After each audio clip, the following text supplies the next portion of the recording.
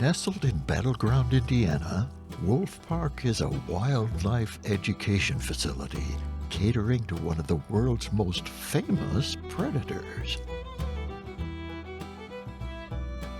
Wolf Park started out as a research station for Dr. Eric Klinghammer back in 1972.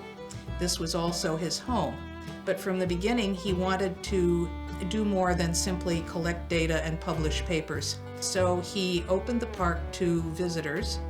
He did community outreach programs for a while, and he tried to talk to people about the importance of wilderness and the importance of wolves. Wolf Park is a nonprofit. We also fall under the category of a zoological institution, although we don't particularly identify as a zoo. We like to call ourselves a wildlife education facility. So Wolf Park is a very unique place, and a lot of people in Indiana may not even know it exists. In the 70s, we started with Coco and Cassie, two wolves originating from Brookfield Zoo, and our founder, Dr. Klinghammer, with a mission of conservation, education, and behavioral research. Wolf Park, within our mission, is aiming for an overall vision of saving wolves and saving wilderness. And one of the best ways we do this is through our programs that we offer to the public. Our goal is to help Hoosiers connect with the species that are in their backyards. So that would be things like foxes, gray foxes specifically, which we have 2 individuals here of that species, helping them understand the roles that animals like coyotes and possums and raccoons play in their local ecosystems. Indiana has an endangered bat species, the Indiana bat right now. So we do a lot of talking about different ways that Hoosiers can actually connect to the wildlife that is directly around them. So Wolf Park has wolves, obviously, but we use wolves as the greater appeal to get people to want to come in. But a lot of our conservation work in terms of local communities is focused on species that they can find in their own backyards. So by our mission, we're focused on conservation, education, and behavioral research, but we are a very unique nonprofit in the fact that we socialize our wolves so that our style of research allows us to really understand the animal while providing them the best care possible in their lives here. And so the socialization process we do allows us to interact with them safely and provide them as stress-free an environment as possible. We have a lot of fun with our wolves, trying to make sure that they have the best life in captivity that we can give them, and we're always trying to come up with ways to give them a better life or make sure that we're not slipping down from our current high point. Right now we're very interested in how we can give animals true choices in their lives. So we try to give the animals choices between things that they will like so that they have a real set of options that mean something to them. The park works hard each and every day to ensure all the animals receive the kind of care they need. So there's no such thing as a regular day here at Wolf Park. Every day is different. That's one of the great things about working in this kind of environment. So any given day, I come in, I check in our animal care building on property and see kind of what has been accomplished that day. I'm going to come in, I'm going to check in with the interns, I'm going to check in with the volunteers, and then I'm going to go get hands and eyes on the animals that I directly work with. So in my case, that would be our bison herd of 13. I might do some food preparation for them, walk down to one of their pastures, do a safety check, see kind of, how things are going for them. And I might do a through the fence training session, or I might get a group of volunteers to come out and do a more extensive husbandry activity with me. We might shift them from field to field, really anything that their daily needs are going to require or what the environment's going to require. So if it's weather, shifting the animals, making sure that their waters are changed multiple times a day, making sure that their enclosures are secure. In the summertime, we do a lot of medical husbandry, so making sure that the flies are staying off of them, cleaning up their enclosures, right? A lot of basic care. But we also do a lot of collaborative training with our animals as well, which we might do any day.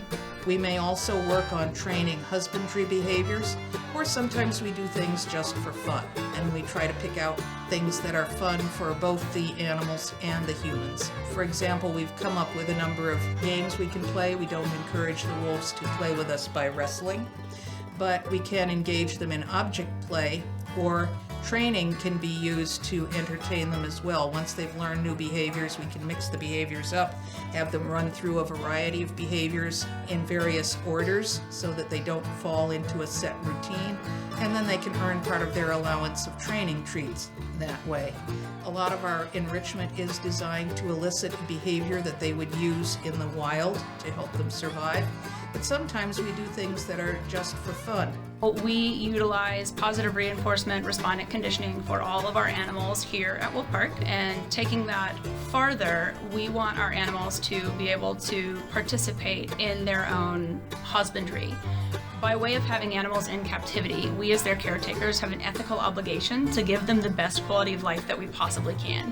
So a lot of that involves the mental stimulation through positive reinforcement training, but also giving them the opportunity to opt in to particular practices that we may engage them in, like vaccinations or blood draws. In addition to caring for their animals, the facility has a mission of saving wolves and saving wilderness. Wolf Park does its best to help wolves in the wild in a couple of ways. We give seminars on teaching people about wolves, and some of our seminars are specifically geared towards wolf ecology and how they help the ecosystem in the wild. We bring this into our lectures at Howl Night and other public presentations quite often.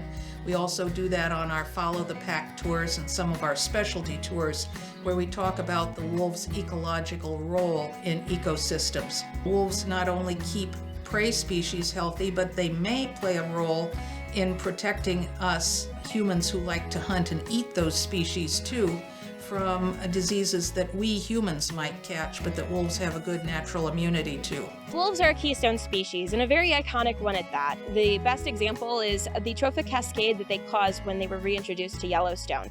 But what is a keystone species? Well, you think of the original use of that term. When you have an arch, you have a keystone in the center, and if you were to remove that keystone, the arch would crumble. And so we see the impact that wolves can have on all levels of the ecosystem, ranging from plant life and soil erosion to herbivore population control and the health of various herbivores and other prey species that the wolves may interact with. Wolf Park helps wolves in the wild primarily through our education mission base.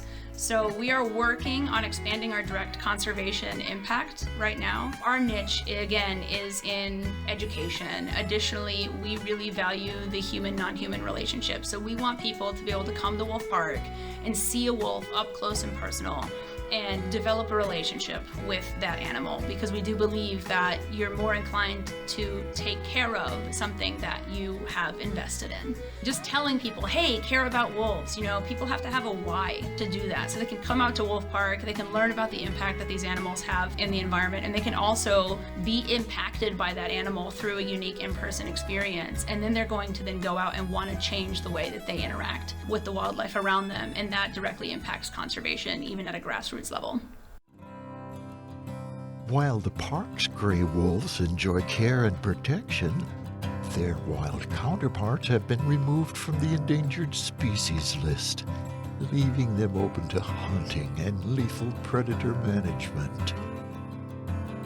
Wolf Park is against the removal of the gray wolf from the Endangered Species Act, and we've been against it through several presidencies, so this is not specific to any sort of political party, but rather the science behind their conservation and their population dynamics, what we see happen when they are removed, and oftentimes those populations are decreased so much that they immediately get put back on the Endangered Species Act. Unfortunately, wolves are just recently removed from the endangered species list per the last political administration. They are in the process of being reestablished on the endangered species list, but there is actually a lot of political strife surrounding wolves in the lower 48 United States because endangered species status is left up to the states themselves. So some states are absolutely for wolf recovery and wolf reintroduction, and other states believe that the wolf population in that state has recovered, and then they open up the state to hunting permits for wolves. So it's actually quite political and very, very complex. I've heard other people say this too, that they think without wolf howls and wolves in the wilderness, there's something gone out of it. The wilderness is a little emptier. When we're talking about conservation, we're talking about education, and particularly we're talking about wild animals or very polarizing and popular wild animals like wolves. It's really important to understand that we live in something called the Anthropocene, which means there's not a centimeter of this planet that hasn't been impacted by the presence of people. So when we talk about wild animals and we talk about wild space and the conflict that ensues from wild animals and people, they are just trying to cut a living in a world that is rapidly outpacing them. Whether you come to a wildlife facility like Wolf Park, or you visit a zoo, or you visit a national park, where there are wild animals, you are contributing to conservation efforts by coming out and hearing a program or a keeper chat, or visiting, Yellowstone National Park and going on a wolf watching excursion. You are contributing to conservation efforts. So conservation doesn't have to be this big, huge, kind of distant idea. It can be something that you can do at home.